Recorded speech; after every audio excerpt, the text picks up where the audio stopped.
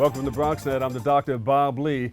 Bronx native Tony Morante began his career at Yankee Stadium as a teenager, first serving as an usher, and later had the position of tour guide created especially for him, and has since been leading thousands of people from around the world each year through his famous and historic establishment in our borough, sharing numerous stories and extensive knowledge of the team and their heritage.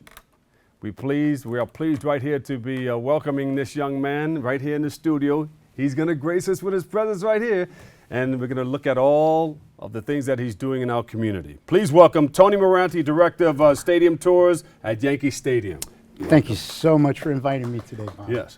Not only the Director of Stadium Tours at Yankee Stadium, but you're on the board, and tell us about some of the other things that you're doing. Yes, as a matter of fact, it was through the Bronx Historical Society that I started doing the tours in 1979. And that first tour, we had the borough president, Stanley Simon, and his whole entourage come out. And I was a little nervous that day. Yeah. As a matter of fact, it was on Veterans Day. And I was hoping for rain, snow, because I didn't speak in front of public before then, but as the days were approaching, I thought about speaking in front of public, and it was a tough thing to grasp. So unfortunately, I did get the rain, I got the snow and everything, and I had 125 people to deal with. So what I did was cut the tours in half, and that was actually the first tour, and it was through the Historical Society, of which I'm still a member and vice president of. And you have extensive history and background. You grew up in the Bronx. Right. You attended Fordham University, went off to the Navy, came back, worked at the Botanical Gardens, met your wife.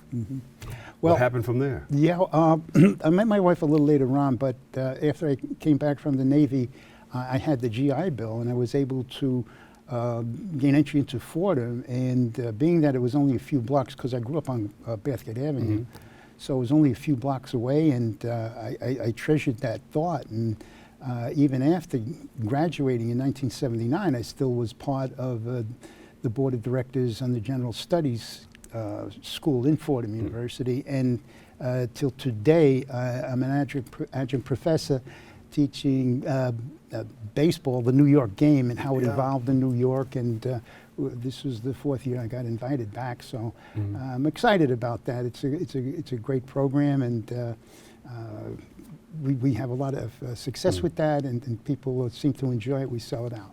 How did you develop the strong association to Yankee Stadium?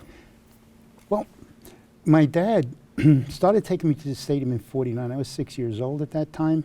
So when school was out, I would make my pilgrimages to Yankee Stadium with my dad, as he was an usher waiting to be assigned.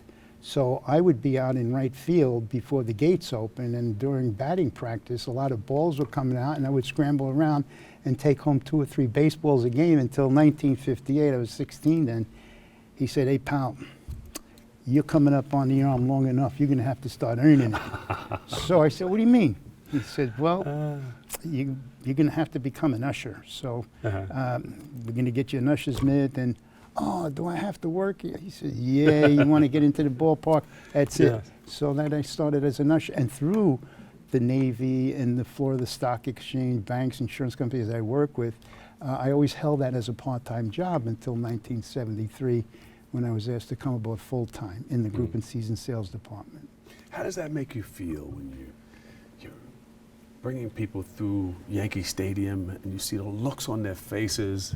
You know, they're in this great arena where thousands of people have come through. Greats. Oh, absolutely. It's a great feeling. It's a wonderful feeling, because I know how I felt when I walked down on the field on the grass and out into Monument Park, and it was just a good thing to see how people responded.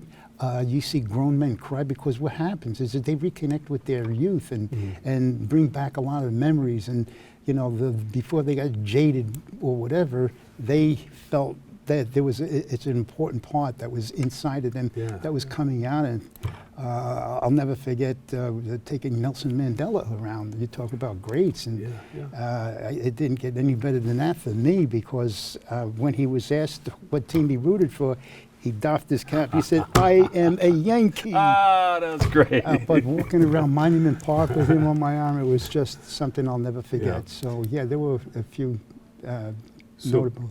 You want to do some things with the youngsters in the community. Tell us about it. Well, we're trying to establish a component to the tours. So to encourage people to take the tour, we offered a program last year, which started out with how baseball paralleled American history.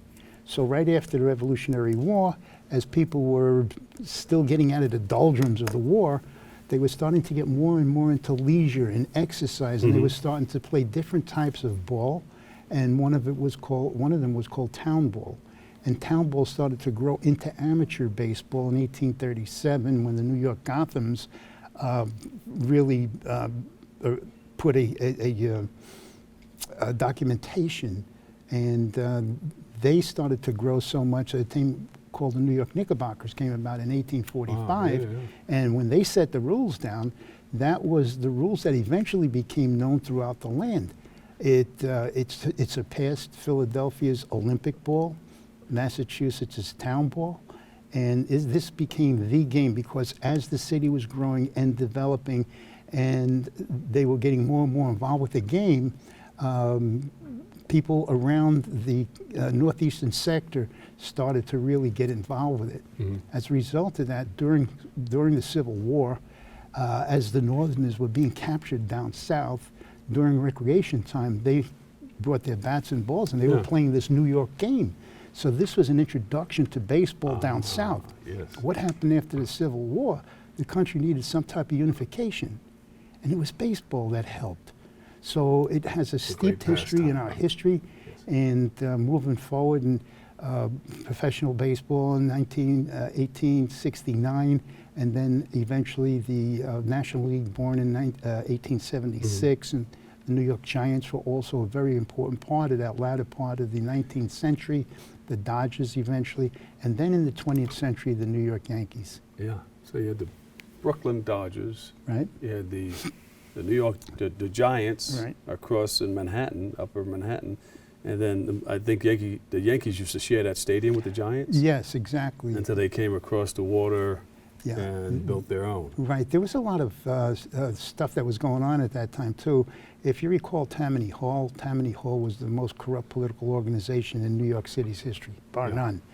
And there were, one of the owners of the Giants at that time was a guy by the name of Andrew Friedman.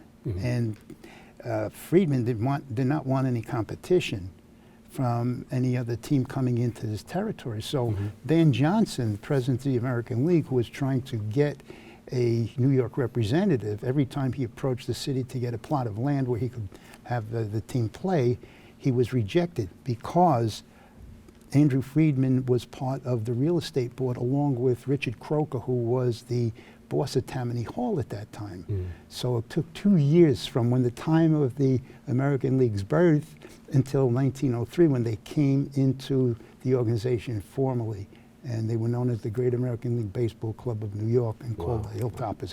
And that place that they were playing on is a very important part of our city now. It's called New York Presbyterian, Columbia Presbyterian Hospital. So you would like to teach some of this stuff to the youngsters. You want to go inside of the school or bring the youngsters to the stadium? Well, in either case, we want to get the program to them. So once we negotiate where I'm going to go there or we're going to do it, we do it through Zoom now.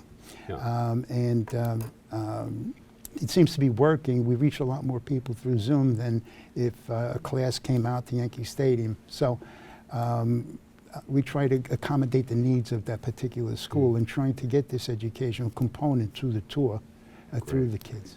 You know, I see that big ring, the championship ring on your finger there. Yeah, the boss was very generous. This is the 1999 ring. Do you remember who we beat in '99?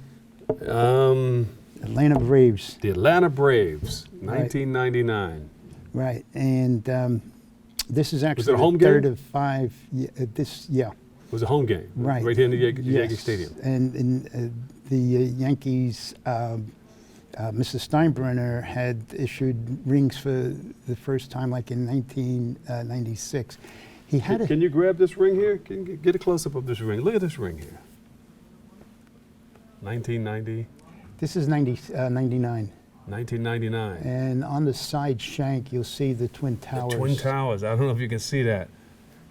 Let's see if we can do this. How many?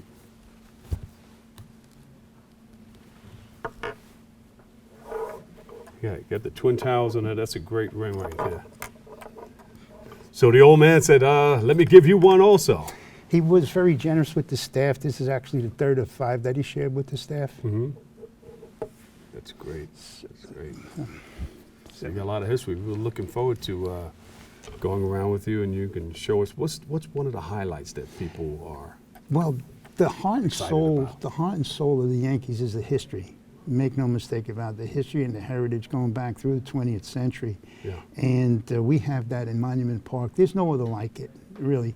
And how we acknowledge the contributions of the great ball players, and not only great ball players, but other people. The Knights of Columbus with the first papal mass in the Western Hemisphere. Oh, yeah. The great Pelé from Brazil. The greatest football game ever, December 28, 1958, with the Giants and Colts bringing professional football up into the forefront of football at that time. So there were a lot of other events that helped Yankee Stadium become that mecca. Soccer with, as I said, Pelé. Boxing, 30 professional championship fights. Yeah. Women's professional baseball exhibition, motorcycle racing. There were other events that helped. Concerts. The concerts, Yeah. absolutely. And still today, what we're trying to do is replicate that history in the new ballpark. Great. Give him a big round of applause, everybody. Tony Morante, Director of Stadium Tours at Yankee Stadium. Thank you. Thank you so much. It's a was it? pleasure It to was talk good. to you. Your wealth of information. Okay. We'll see you So, very, very soon. Thank you. Okay, Thank doke. you. All right.